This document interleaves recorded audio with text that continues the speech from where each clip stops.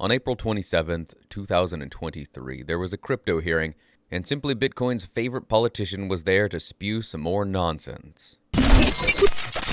Mr. Sherman talks for about 3-5 minutes, but I'm going to break this down and focus on a few of the highlight points. Starting off with this gem where he compares crypto as a whole, and he clearly doesn't understand the difference between Bitcoin and a bunch of the poop coins, but that aside, he talks about the technological innovations and the advances that other countries are making in certain areas and how we don't want to copy those areas. And as a quick reminder, anytime I play a clip, I'm playing it in 1.5 speed, so if it's a little too fast, you might need to slow things down. Here we go. Somebody else may get ahead of us in this technology. The Bahamas is ahead of us. Peru is ahead of us in cocaine cultivation. China is ahead of us in organ harvesting, and the Cayman Islands is ahead of us in financial crime. Yeah. We don't need to catch up. Fentanyl is a new innovative technology. No, it's we not. don't need a regulatory system that rewards those who created that innovation. What? There are gaps in our regulatory system because Congress fails to pass a law prohibiting Americans from buying cryptocurrency. Now, I don't know if you noticed, but the guy sitting behind Mr. Sherman can barely stop himself from laughing at some of these comments. I don't know if that's one of his staffers, Sherman staffers, or if it's just another fellow there. I don't know exactly how the sitting arrangement works, but I found that rather amusing. Now, to Brad Sherman's point, he's saying that other countries are exceeding us in different areas. Organ harvesting in China and fentanyl is a new technology, and we don't need to chase them in these various areas. What is he even talking about? How does that even make sense? That is the epitome of a straw man argument. Oh, look, because such and such place, El Salvador, some years ago, is doing so well in murderers, we shouldn't adopt this new thing called the internet.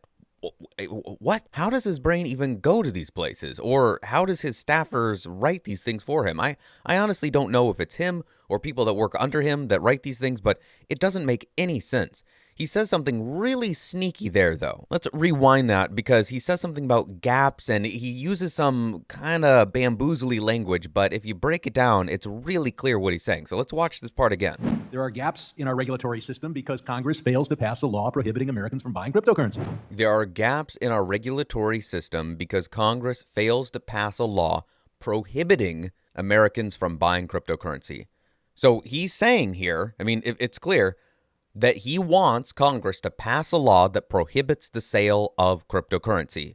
Why should Congress be passing a law to prohibit the sale of anything? Even if it's the dumbest, latest meme coin out there, the frog this, the waffle that, it doesn't matter. If you want to spend your money on some really, really dumb things, then go ahead. Buy whatever you want. You're going to feel like an absolute moron for doing it. Maybe you'll learn a lesson. Maybe you'll learn some more things, and maybe you'll see why Bitcoin is the only thing that you should be putting your money into. But maybe not. The idea that the government should be stepping in and stopping the sale of any cryptocurrency or most anything at all is absolutely ludicrous. And there are gaps because the crypto industry cannot prosper unless much of it is underwater, immune from the know your customer, anti-money laundering statutes. That doesn't mean everybody who invests in cryptocurrency is trying to hide money, although cryptocurrency means hidden money.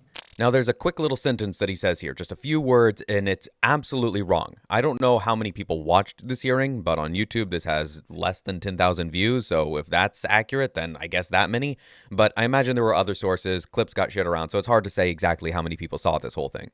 But what he says here is not true at all. Take a listen. Cryptocurrency means hidden money. Cryptocurrency means hidden money.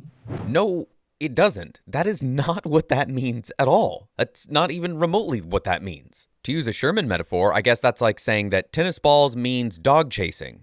That's not what it means at all. Yes, sometimes dogs chase tennis balls if you throw them, but that's not what they're made for. And yes, sometimes people do use cryptocurrency to hide their money, but that's not what it's made for. I had to include this next bit because of how he says it. It's not so much what he says. The what he says here is kind of whatever, but how he says it I find so amusing. Sam Bankman-Fried is out on bail, unfortunately, living in my state much better than most of my constituents. But his ghost is still in this room.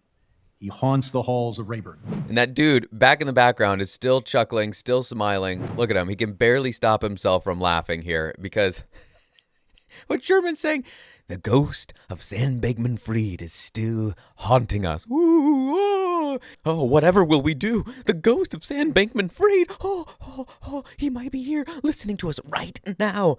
Well, I don't know, but Sam Bankman-Fried, the person or his ghost or whatever, doesn't scare me in the slightest. Might spook old Brad Sherman there, but whatever. Quick side note, I would love to see a show with those two. That would be quite the comedy duo. My goodness. Now, you might not have noticed because it's not done in the typical way, but old Mr. Sherman here has been crying and whining for the whole time that he's been talking. This next little clip I'm about to play shows you exactly what I mean.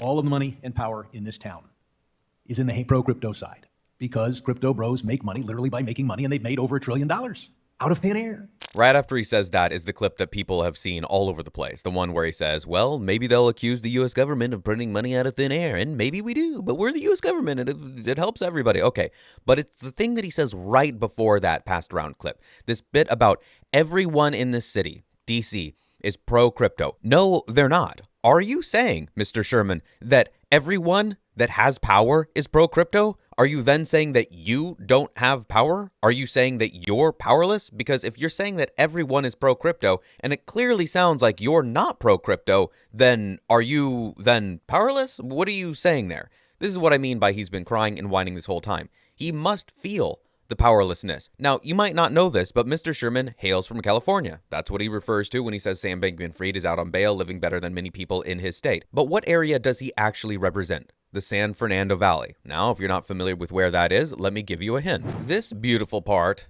of the country is down in LA. This is somewhere in LA. I don't know LA all that well, but I pulled up homelessness in LA and I found this picture.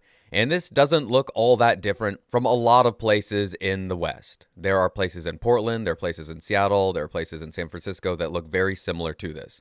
I live in a similar area and I can go not too far and see things that look almost exactly like this. The pallets, the tarps, the tents, and they pop up overnight, they get abandoned the next day. It's just heaps of garbage everywhere you turn in certain areas. This is situated in the San Fernando Valley. This is the area of LA that Mr. Sherman has some sort of jurisdiction over. And these are the people that he, I guess, is supposed to be helping. They don't look like they're doing all that well. I guess these are the people that he's hoping to get votes from or something. I'm not sure. Do these people look like they're doing well? Do these people look like they're trying to hide their money and be crypto bros? Are these the people that he's talking about that are trying to bamboozle the government or something? I'm not sure. This next clip is the one that got passed around a lot. And the one thing that I want you to keep in your head as you watch this is, who does this benefit? Who does this benefit? Because he says it benefits the American people. Do you feel benefited right now? They'll accuse the U.S. government of making money out of thin air. Maybe we do, but we're the U.S. government. What we're able to do benefits the American people in a democratic system. Do you feel benefited right now? When you go to the grocery store, do you feel like, yes, the American government is doing things for me. The economy is in a great spot. I feel empowered to buy all the groceries I need and have plenty left over to maybe to go see a movie or buy something nice for somebody I love. Is that what you feel right now? Because it's definitely not what I feel right now. My wife and I used to be able to do some of those things, and things have gotten tighter and tighter. The official CPI, the inflation rate, the official one is right around 5%. Let's say you're at $20 an hour. Was your most recent raise $1? Because that's 5%. Because if you answer no, and you can do the math of whatever your hourly wage is, then you're not even treading water. You're slowly drowning. Now, how do you think Brad Sherman is doing? Do you think he's drowning? Or do you think he's treading water? Or do you think he's on a yacht while his constituents surround the waters, gasping for air, trying to stay above water, while he cruises along from one beach to the next, buying them up with the money that he prints out of thin air? Which do you think it is? The takeaway here is that politicians are just other people. They are people that wield power that they have no business wielding. I don't know how old Brad Sherman is, but he doesn't look like a young buck to me. He's no spring chicken, as they say. And he's up here talking about bad-mouthing technologies that he doesn't even fully understand. Most people on the planet have no basic understanding of what Bitcoin is. What I hope you get from this video is twofold. Number one, politicians should be trusted with your opinions, your ideas, your really anything, about as much as a sieve should be trusted to hold water. Secondly, there is nothing but Bitcoin worth talking about in the crypto space. And anytime you have a chance to sit down with a friend, a family member, anyone, and talk about crypto, Bitcoin, whatever, make sure that they leave understanding that there is a significant difference between the two. And if they're going to put their money into anything, it should be Bitcoin, period. Because that is the only money that is truly money.